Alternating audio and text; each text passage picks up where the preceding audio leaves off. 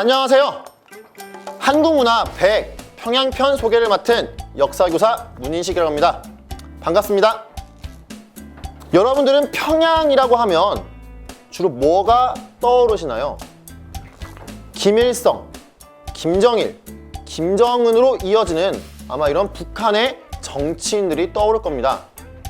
이들의 강렬한 이미지 때문에 우리는 평양에 대해서 자세히 모르고 있는데요.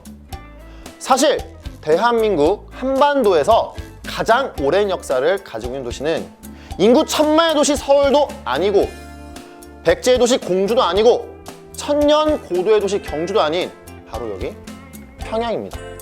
이 평양에 대해서 오늘 한번 자세하게 저와 함께 알아보도록 하겠습니다. 여러분들이 느끼시기에 평양이라는 말이 어렵게 느껴질 수 있겠지만 우리 고유어인 부르나라는 말을 한자로 옮긴 것에 불과합니다. 부르라는 말은 평평하다는 뜻이고요. 나라는 말은 땅이라는 뜻이에요. 합쳐서 말하면 평평한 땅이라는 거죠. 여러분들이 실제로 평양에 가보면 주변에 산도 없이 드넓은 평야가 있는 것을 보게 될 겁니다. 그렇게 넓은 평야는 남한에서는 호남 평야밖에 비견될 곳이 없어요. 이렇게 넓은 땅, 그 넓은 땅을 대동강이 흐르고 있습니다. 대동강이 흐르기 때문에 땅은 한결 더 비옥해지고 사람들이 살기 좋은 곳이 되는 거죠. 저 먼 구석기 시대에서부터 이곳에서 사람들은 살았답니다. 유명한 구석기 유적인 평남 상원 검은무로 동굴이 바로 이 평양 근처에 위치하고 있습니다. 이 유적에서는 굉장히 신기하게도 물소,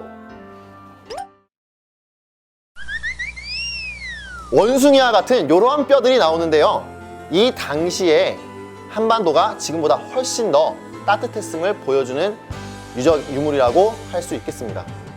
자, 이제 시대가 흘러 최초의 문명, 우리나라의 최초의 국가가 탄생하게 되죠. 바로 어디입니까? 여러분들 단군 할아버지 아시죠? 그렇습니다. 고조선입니다. 요 고조선의 수도 또한 평양이었습니다. 이 고조선의 수도를 왕검성이라고 하는데요. 이 왕검성의 위치가 만주라고 하기도 하고 그리고 평양에 있다고 하기도 하고 이동했다고 하기도 하는 등 다양한 학설이 존재합니다. 근데 한 가지 확실한 것은 단군조선 이후에 위만조선일 때 수도 왕검성은 확실히 평양에 위치하고 있었습니다. 고조선은 요 왕검성 평양을 기점으로 해서 여기를 거점으로 해서 중국의 한과 그리고 남쪽의 진 사이의 중개 무역을 통해 이득을 얻기도 했죠. 그러나 중국의 전성기를 맞이했던 한 무제의 침략에 의해 결국 고조선은 왕검성이 함락하게 되면서 멸망하게 됩니다. 시대가 흘러 삼국시대에 가보겠습니다. 북쪽에 고구려, 남쪽에 백제, 신라가 있는 이 삼국시대, 평양은 누구 땅이었을까요? 그렇습니다. 이 드넓은 만주벌판을 호령하던 고구려가 바로 평양의 주인이었죠. 원래 고구려의 수도는 압록강이 흐르는 국내성에 위치하고 있었습니다. 근데 장수왕의 남진 정책과 맞물리게 되면서 고구려는 수도를 국내성에서 평양으로 옮기게 되죠.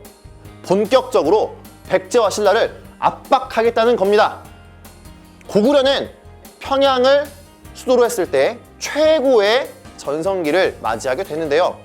북으로는 부여와 숙신을 정복하고 남쪽으로는 백제와 신라를 찍어 눌러 충주까지 밀어내는 등 가장 넓은 영토를 차지했던 게 바로 이 평양 시기였습니다.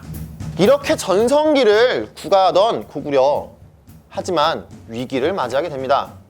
그 당대의 최고의 외교가였던 신라의 김춘추가 배를 타고 중국으로 당나라로 건너게 되죠. 그래서 당태종을 만나 간판을 짓습니다. 신라와 당이 손잡은 거죠. 이렇게 결성된 나당연합군은 660년 의자왕이 이끌던 백제를 멸망시키고 668년 평양성으로 다가오게 됩니다. 결국 나당연합군의 공격과 연개소문의 아들들의 분열로 인해서 고구려는 멸망하게 됩니다. 이렇게 잠시 잊혀졌던 도시 평양은 고려 때 다시금 주목받습니다. 고려. 이름에서부터 알 수 있듯이 고구려를 계승했다는 것을 느낄 수가 있죠. 고구려가 잃었던 그 넓은 북쪽의 땅을 회복하고 싶었던 고려는 북진 정책을 추진하게 되고 북진 정책의 거점으로서 평양을 선택합니다. 실제로 고려의 많은 왕들은 개경이 아니라 평양으로 수도를 옮기고 싶어 했어요. 그리고 진취적인 기상을 가졌던 요청은 수도를 아예 서경으로 옮기자는 그런 운동을 벌였습니다. 이게 정말 유명한 서경천도 운동인데요. 나중에 일제강점기 때 민족사학자였던 신채호는 요 서경천도 운동을 가지고 이렇게 표현했습니다. 조선 역사상 1000년 내 제일 가는 대사건이다. 이 말이 무슨 뜻이냐 하면 수도가 평양으로 옮겨지고 더욱더 진취적으로 나아갔다면 우리 천년의 역사가 바뀌지 않았겠나 하는 그런 아쉬움에서 이런 말을 했던 게 아닌가 싶네요.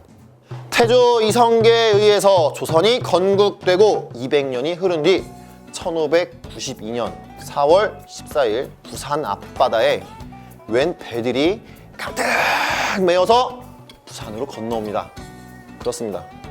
임진왜란의 시작이죠. 약 15만이 넘는 일본군은 약 20일 만에 한성을 함락시킵니다.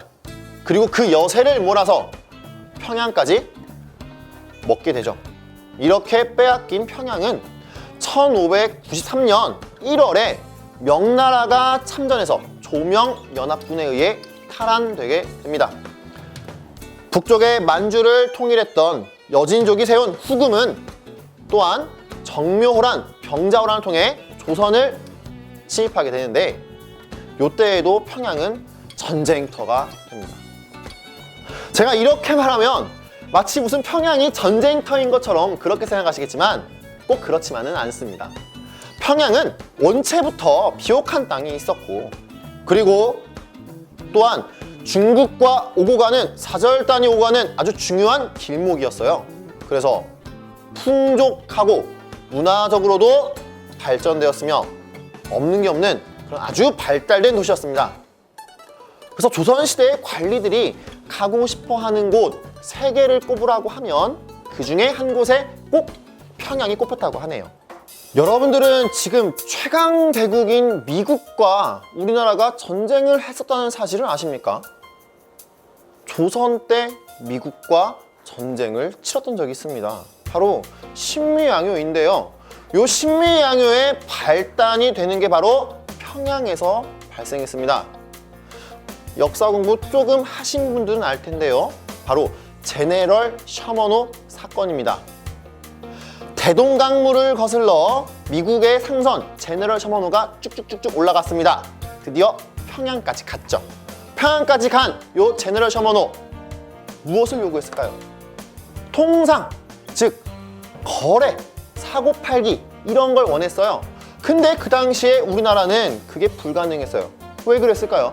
그 당시에 우리나라의 지배자가 누구였냐면 쇄국정책의 아이콘 바로 흥선대원군이었어요. 당연히 거래 같은 게 될 리가 없었죠.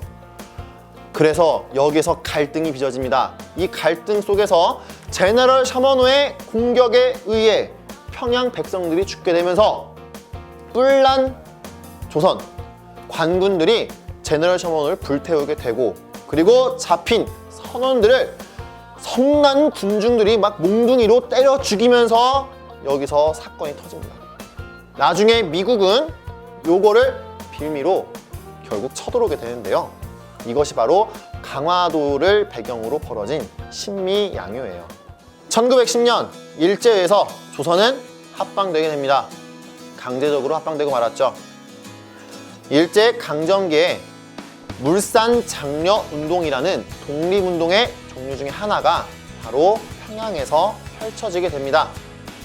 일제의 경제적 수탈에 맞서서 우리 것으로만 살자, 내 살림 내 것으로 라는 구호를 앞세워가지고 국산품, 애용, 근검, 절약 등을 통해 우리의 토종 기업들을 육성시키고자 하는 물산장려운동이 평양에 살고 있던 조만식에 의해서 진행되게 됩니다.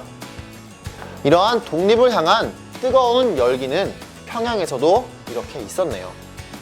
8월 15일 우리 민족이 그렇게 염원하던 광복을 맞이하게 됐습니다.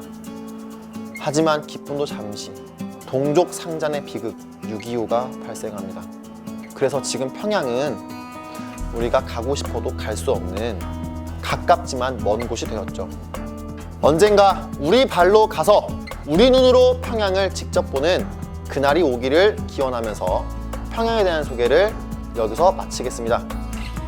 이상 역사교사 문인식이었습니다. 감사합니다.